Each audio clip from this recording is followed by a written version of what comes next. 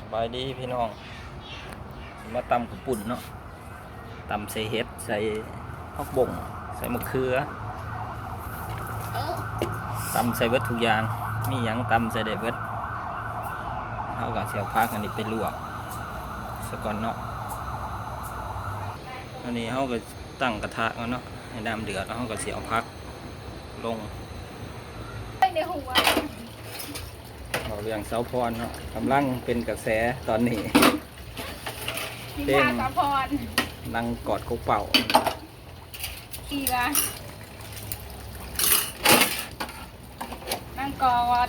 กบติวว่าสันห้านะจ๊ะกบติวว่าสันไปน้ำเดือดแล้วเนาะพี่น้องก็จะเอาเห็ดลง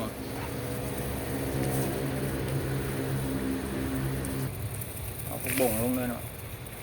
เข้าแบบก็แล้ว ตายใหญ่กูทองอย่าบุอิ่มเอาลวกแล้วก็ไปกินตำใส่กระปุ้นเนาะต้มใส่มาม่าจักว่าดีก็จัก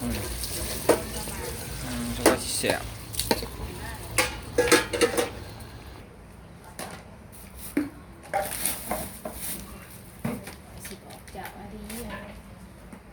เกลือในนี้ใส่เกลือลงไปถ้าจะปรุงคือบดตำก่อนเอาลืมคือการลืมตำพริกใส่กระแจง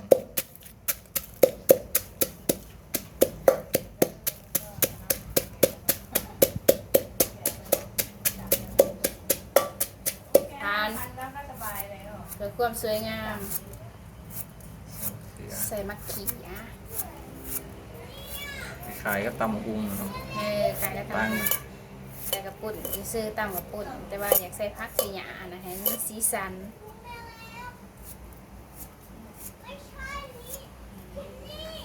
เลนเขือเทศใช่ไหมอิสต์บูโต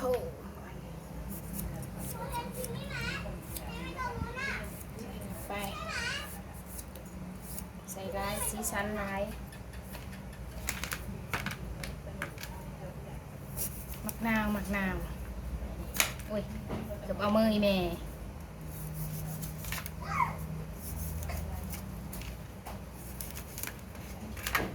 ใส่ลงไปใส่ไป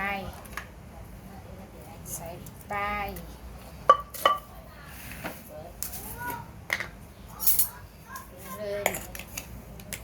ปรุงลงเลยเนาะเป็นหัวแซ่บไรใส่ปลาแดกปลาแดกใส่ไปเลย2 บวงเอาในด้านบอกหมูที่2พอไปเข้ากันก่อน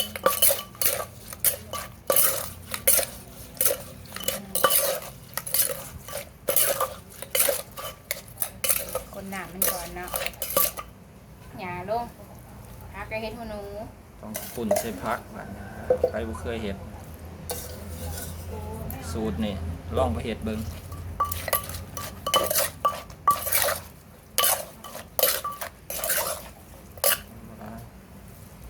โอ้โหแต่ยังเนาะปุ่นจะซื้อมา20,000แล้วใส่ตู้เย็นไว้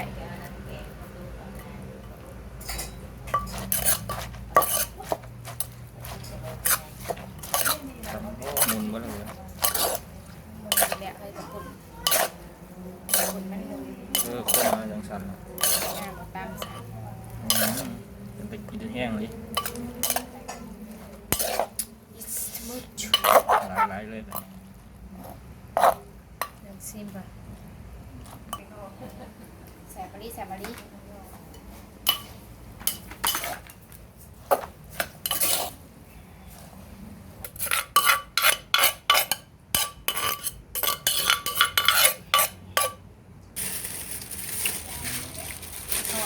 พร้อมเสิร์ฟมัน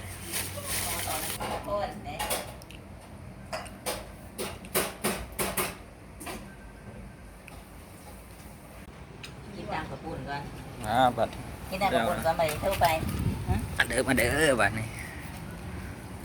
กินตามกระปุ่นก่อนมาเลยเท่าไป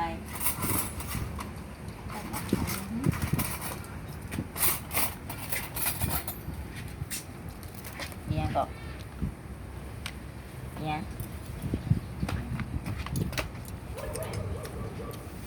ถึงวันไหน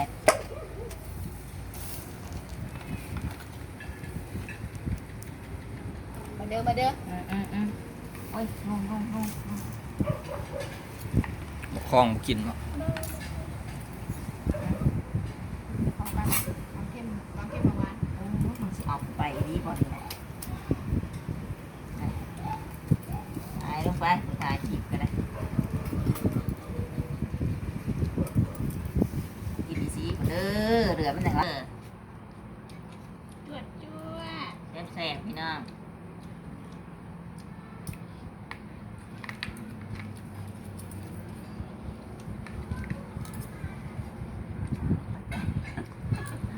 โอ้ยงงหัวมันเนี่ยกลางไง อยากมีเนื้อหัวผม เดี๋ยวมันหลดมันมาเล่ารถมันอย่างบริจาคเขารถมา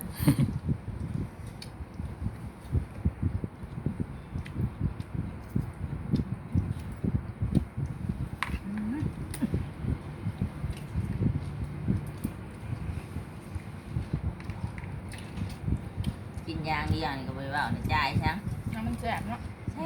แซ่บพี่น้องมาเด้อมามากินน้ำกันเสียงหยำดังกวบ มาถึงน้องไหม มาเด้อ ผมมาเบิดได้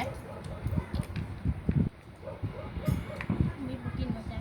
บ่เจ็บท้อง ตามเกลือหมู3 ตัวอยู่เนาะ มา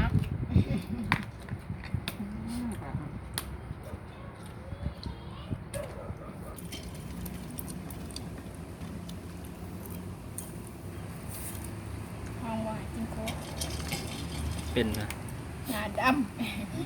เกี่ยวเพียง ำกินโค้กแล้วหนาดำทุกอย่างกินไป นั่นมันลดได้มันก็ไปดีกินอยู่คู่มือ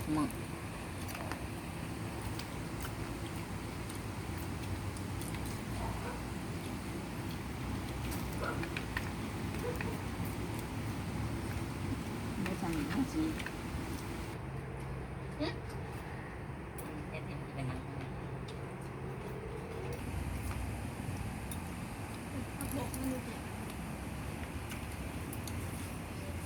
กินมาได้หัวแบบนั้นคืออันพาหากินเลย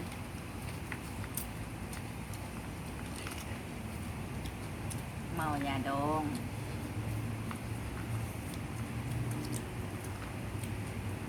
แดดนะคุณนะ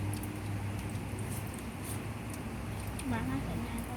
ร้ายมือให้เย็นๆนะพี่บอกเขา มีบ้านน้อยแต่งงานก่อนก็มีเลย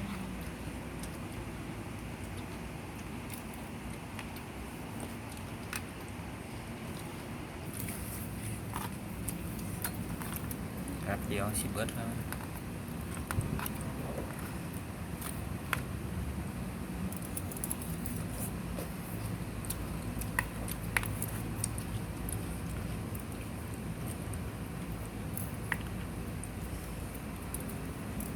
เอ๊ะยังพริกล้อ บ่แล้วก็ยังว่าเอายังแดดก็ใส่พลาดในคนนี้คนยางงงๆอย่างนี้มากถึงนี้แบบเนี้ย เดี๋ยวนี้ก็นอกคลิปนี้ก็ได้เบิดแล้ว ฝาก ฝากกดติดตามในเด้อคลิปหน้าจังว่ากันไหม ฝากกดไลค์กดแชร์หน่อยเด้อพี่น้องเด้อ